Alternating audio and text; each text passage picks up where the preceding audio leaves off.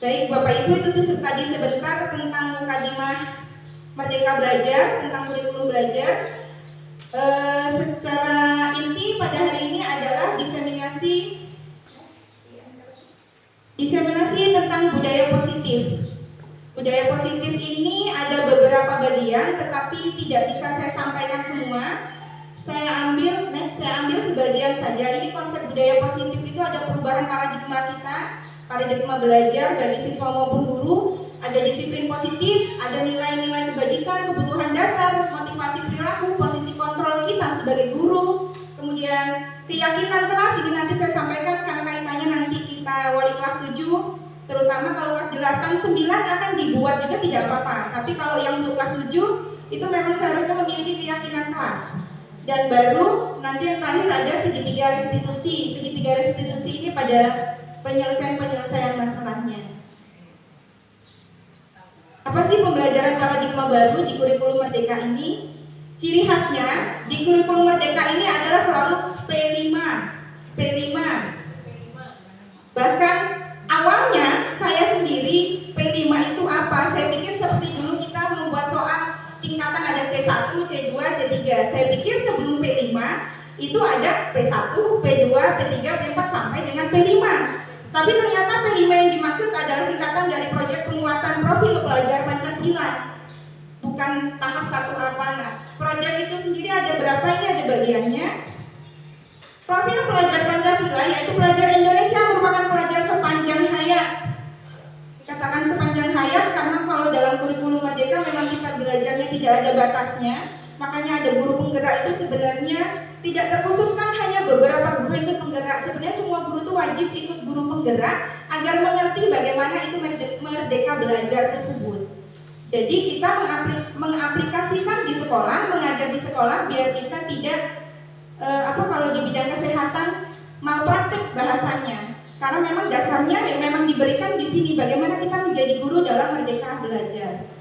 Dalam profil pelajar Pancasila, yang pertama sesuai dengan Pancasila kita beriman bertakwa kepada Tuhan Yang Maha Esa. Artinya dalam kita mengajar di kelas jangan lupa kita akan mengaitkan pembelajaran itu dengan bagaimana beriman dan bertakwa kepada Tuhan Yang Maha Esa. Sederhananya pagi berdoa dulu atau membaca surat pendek dulu, itu juga sudah masuk dalam kategori profil pelajar Pancasila yang poin pertama. Kemudian ada kebinekaan global. Sebenarnya di sekolah kita sudah masuk semua Bapak Ibu.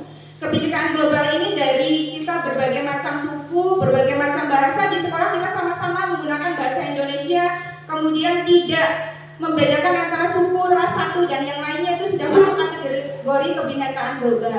Bergotong royong di sekolah kita sudah sering, dari piket bersama juga termasuk bergotong royong, kerjasama bersama. Sebenarnya dalam profil Pancasila sampai ke kreatif, bernalar kritis, mandiri, sekolah kita sudah masuk semua. Jadi kalau suatu saat memang harus menjadi sekolah penggerak atau apapun, tidak terlalu banyak yang harus kita rubah, tinggal melanjutkan saja. Dan alhamdulillahnya memang kita sekolah besar.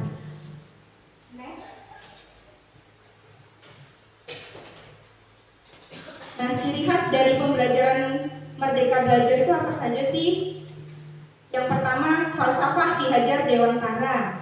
3 hal ini sudah pasti ada. Ada Ingarso Sungtulodo atau yang berarti di depan sebagai pimpinan harus memberi teladan. Ada Imadjo Mangunkarso yang bermakna di tengah memberi bimbingan. Atau yang ketiga, Tutwuri Handayani yang mengandung arti di belakang kita memberi dorongan. Falsafah ini sudah cukup lama kita dengar, dan di kurikulum Merdeka ini dibahas ulang kembali, dan falsafah ini memang harus diterapkan pada pembelajaran di sekolah. Yang kedua, pada kurikulum Merdeka terdapat istilah menghamba pada murid. Nah, ini yang dikhawatirkan menjadi persepsi yang bermacam-macam. Menghamba pada murid bukan berarti kita menganggap murid kita dijadikan seperti raja yang segala hal harus kita penuhi, layani, tidak. Di sini kaitannya ialah pendekatan pendidikan berorientasinya pada murid yang menekankan pada pengembangan mandiri dan kreativitas siswa serta kemampuan untuk mengambil inisiatif dalam proses belajar mengajar. Menghamba pada murid dalam hal ini kita memang benar-benar membimbing anak-anak tersebut, mendampingi anak-anak tersebut sesuai kebutuhannya, bukan menganggap dia raja, kemudian sebenarnya agak riskan kalau menghamba pada murid ini sampai dipahami negatif dengan peserta didik. Karena pada dasarnya di kurikulum Merdeka kita memang harus menghamba pada murid, yang dimaksud adalah pada pendidikan dan pengajarannya. Dan yang ketiga, pendidikan yang menuntun, yaitu menuntun segala kodrat yang ada pada anak untuk mencapai keselamatan, kebahagiaan, dan sesuai kodrat zaman. Kodrat zaman di sini yang dimaksud adalah perubahan zamannya. Apa yang dibutuhkan anak murid, apa yang dimau, apa yang dia miliki bakatnya, tugas kita adalah sebagai menuntun mereka supaya sampai bisa. Bahkan saya sendiri aja pernah mengajar anak tersebut punya catatan khusus, mungkin kurang sopan atau apa, saya sendiri pernah bilang, terserah kamu lah nak, pinter ya sudah, nggak mau pinter ya sudah. Ternyata hal itu juga salah saya lakukan, karena itu tidak sesuai dengan bagaimana menghamba pada murid, tidak juga sesuai dengan bahwa kita sebagai pengajar itu menuntun. Kemudian ciri khas yang keempat, mendidik itu bertani. Bertani dalam hal ini, kalau petani itu kan menyemai dari mulai benih, bibit, jagung. Tentu bibitnya walaupun diambil bibit yang super, nanti tumbuhnya akan berbeda. Tidak semua tumbuhnya sama. Sama halnya murid itu adalah tanaman yang ditanam si petani tersebut. Jadi kita harus menyemai dia. Kalau ternyata dia kurang pupuk, kita harus beri pupuk dia. Kalau ternyata pertumbuhan dia tidak sesuai dengan yang lain, kita harus mengerti kenapa dia sampai tumbuhnya berbeda.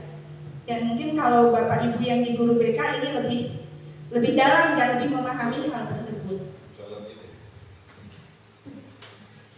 Lanjut ke posisi kontrol guru. Ini masih bagian dari budaya positif tadi Bapak Ibu, tapi saya ambil yang bagian-bagian pokok saja yang perlu kita pakai saja. Yang lainnya tidak bisa saya sampaikan karena memang terlalu banyak. Posisi kontrol guru ini mengingatkan kita, selama ini kita sebagai guru, apakah kita sebagai penghukum, apakah kita sebagai guru selama ini pembuat merasa bersalah peserta didik, ataukah kita sebagai guru selama ini juga menjadi teman, atau hanya pemantau, atau posisi kita selama ini sudah menjadi manajer. Dari 5 posisi kontrol guru ini memang yang paling bagus adalah sebagai manajer, cuma tidak menutup kemungkinan saya sendiri pun ketika mempelajarinya pernah suatu kali ternyata saya memang menjadi penghukum, pernah saya menjadi teman, pernah saya membuat dia menjadi merasa bersalah.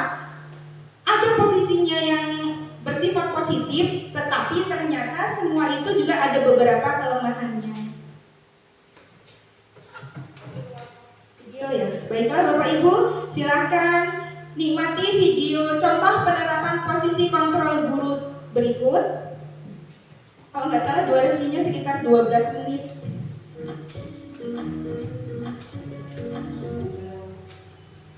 Salam bahagia Ibu dan Bapak Guru hebat dalam penerapan disiplin posisi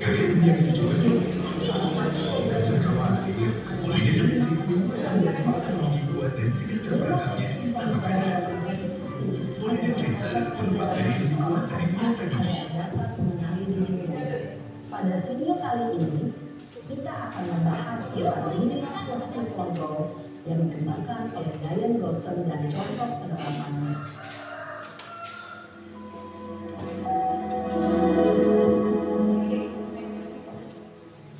5 posisi kontrol itu adalah 1. Posisi penghukum, 2. Posisi pembuat rasa bersalah, 3. Posisi teman, 4. Posisi pemantau atau monitor, dan 5. Posisi manajer. Untuk lebih memahami kelima posisi tersebut, mari kita saksikan kasus Naren yang terlambat hadir 20 menit di sekolah dan melihat bagaimana kelima posisi kontrol dalam menghadapi masalah tersebut. Relax aja Bapak Ibu.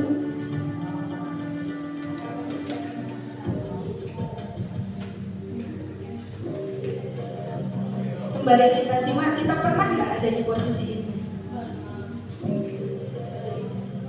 Naren, sini kamu. Relax aja namanya dong. Selalu terlambat. Kamu deh, pasti terlambat. Aku, saya Apa coba?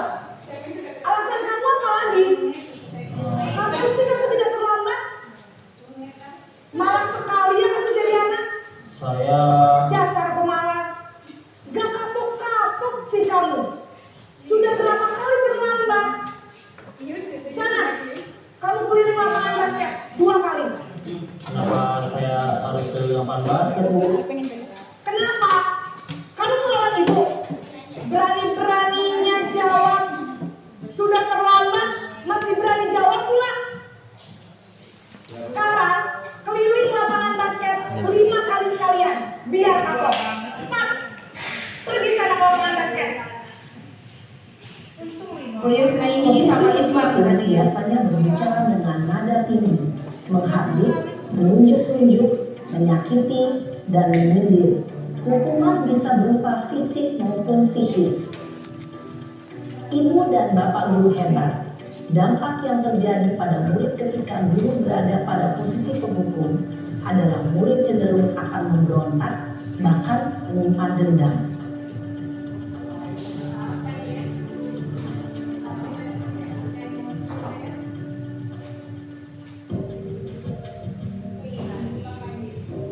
Ini posisi membuat rasa bersalah, Bu. Kalau tadi kan menghukum, ini yang membuat merasa bersalah. Beda di kalimat. Naran. Aduh. Selamat pagi, Bu. Naren, kamu kenapa terlambat lagi, Rinaldo. nak? Ya Tuhan, Naren. Randy. Kamu senang ya bikin ibu susah ya? Kalau kamu terlambat lagi, nanti ibu yang berubah kepala sekolah, nak. Disangka ibu tidak bisa membina kamu. Duh, gimana ini? Aduh, Gusti Naren, Naren. Kamu gimana ya kalau ibu berubah kepala sekolah? Terus, sekarang ibu harus tulis apa yang di buku absen? Ini kamu sudah sering terlambat loh. Ibu harus apa coba? Maaf, Bu. Maaf sekali. Ya sudah, lain kali jangan bikin ibu susah lagi ya nak ya. Ibu tidak akan kuat lagi kalau kamu begini terus. Bisa jaminan kalau ibu berubah kepala sekolah. Sana cepat kelas. Maaf ya, Bu. Maaf sekali. Anak kita tapi nggak minta maaf langsung gitu ya. Posisi membuat rasa bersalah, berbicara dengan nada tenang, cenderung lembut. Namun kata-kata yang diutarakan membuat murid merasa menjadi orang yang gagal, memandang buruk dirinya sendiri, merasa tidak berharga, dan tidak sanggup membahagiakan orang lain. Ketika guru mengambil posisi pembuat rasa bersalah, murid akan menganggap dirinya yang bersalah dan ia akan menyimpan emosi negatif tersebut di dalam dirinya. Teman. Posisi guru sebagai teman. Pak Trimo ini. Tidak ada. Pak Trimo. Yang akrab sama. Naran!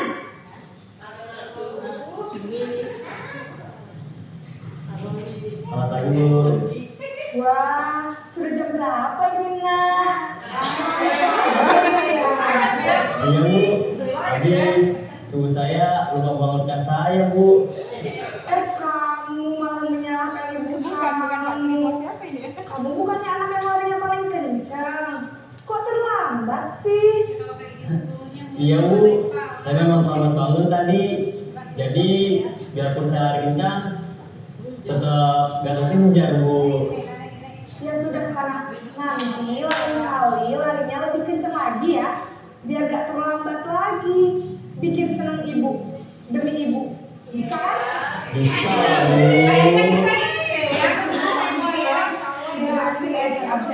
Dominan ya, kita dominan di sini. Sebagai teman. Dalam seni teman, guru berbicara dengan nada suara ramah, akrab, cenderung bersenda-gurau untuk menjaga suasana tetap santai. Murid akan merasa senang, aman, dan akrab dengan guru. Identitas yang tercipta adalah identitas sukses atau berhasil. Namun, perlu diingat, karena ini masih dorongan eksternal, maka ada faktor ketergantungan dari murid kepada orang tertentu. Di sini guru aksennya, sehingga di lain waktu murid bisa berperilaku baik, namun hanya kepada orang-orang tertentu saja. Iya Pak, terima judi ya Pak ya. Salah ternyata saya. Jadi temannya.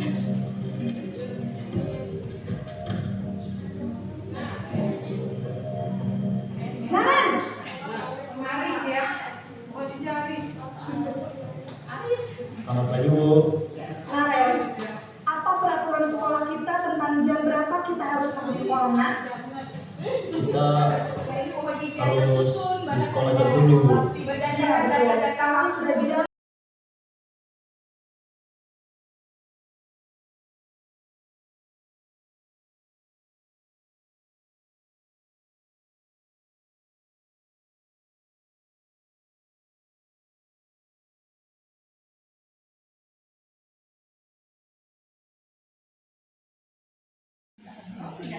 Setelah mendengar penjelasan dari Ibu Demiasi tentang budaya positif dan juga bagaimana kita menerapkannya di lingkungan sekolah kita, maka saya menanggapi, merespon bahwa apa yang disampaikan tadi itu sebetulnya ada yang memang sudah kita jalankan.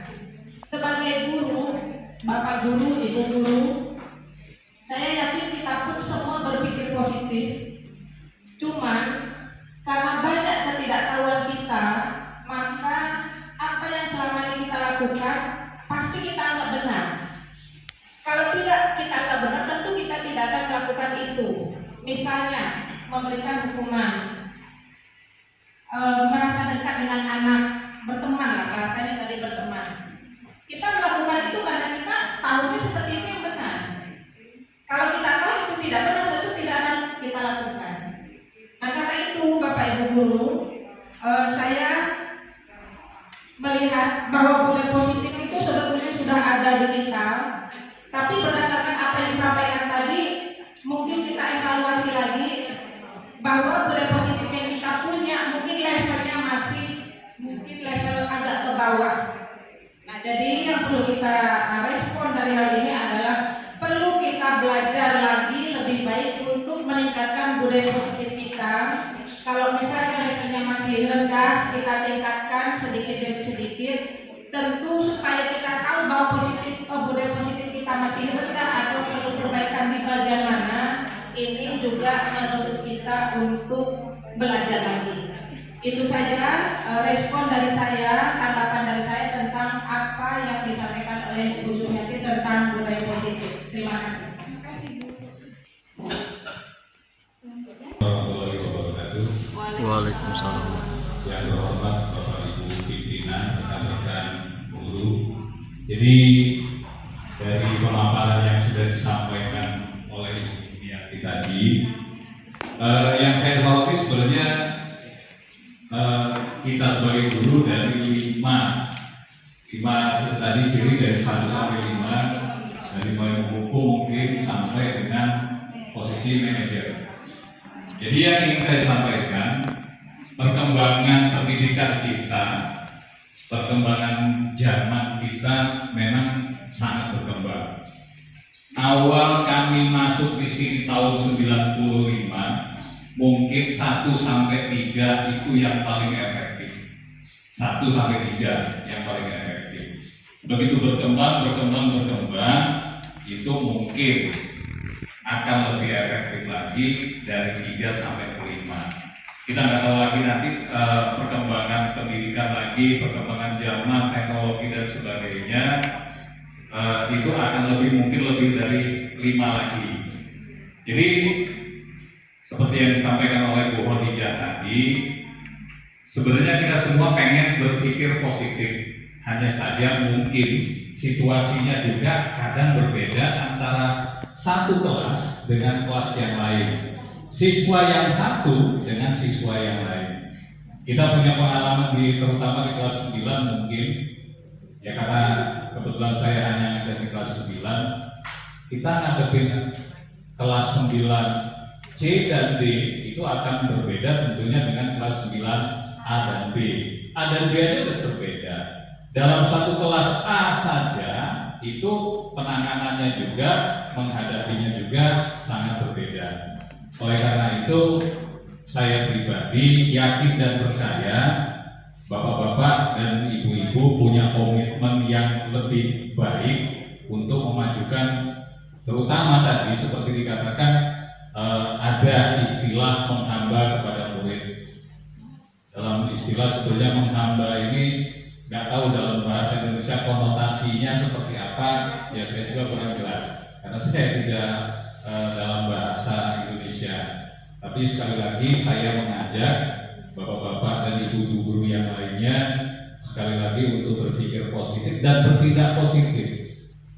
Gak ada gunanya kita selalu ngomong positif tapi kita menunjukkan yang tidak positif pada anak-anak. Contoh kecil saja seperti yang tadi sudah dikatakan oleh Pak Gianto, kemudian Pak Arut. Ya kalau kita datang sudah telat, lonceng belum di kantor, belum di sekolah, gimana anak-anak mau berpikir positif? Karena kita sendiri pernah tanya, Bapak Ibu gurunya juga telat.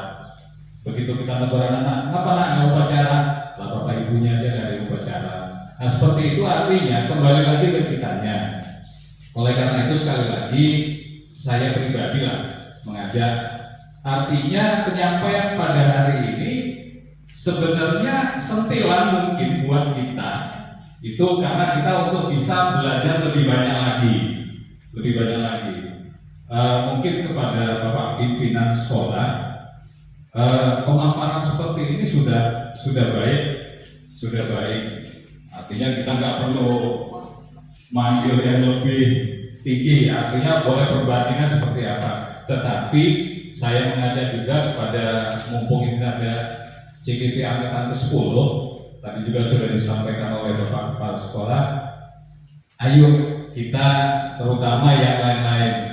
Bapak Kepala Sekolah sudah ngajak saya waktu itu, Pak ikut CGP. Saya bilang saya 51 Pak, nggak bisa lagi.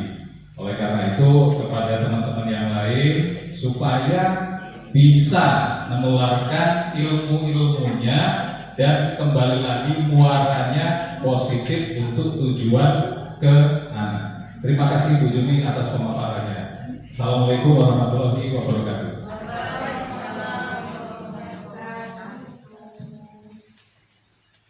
Terima kasih kepada Ibu Khadijah dan Bapak Tri Joya yang sudah menanggapi kegiatan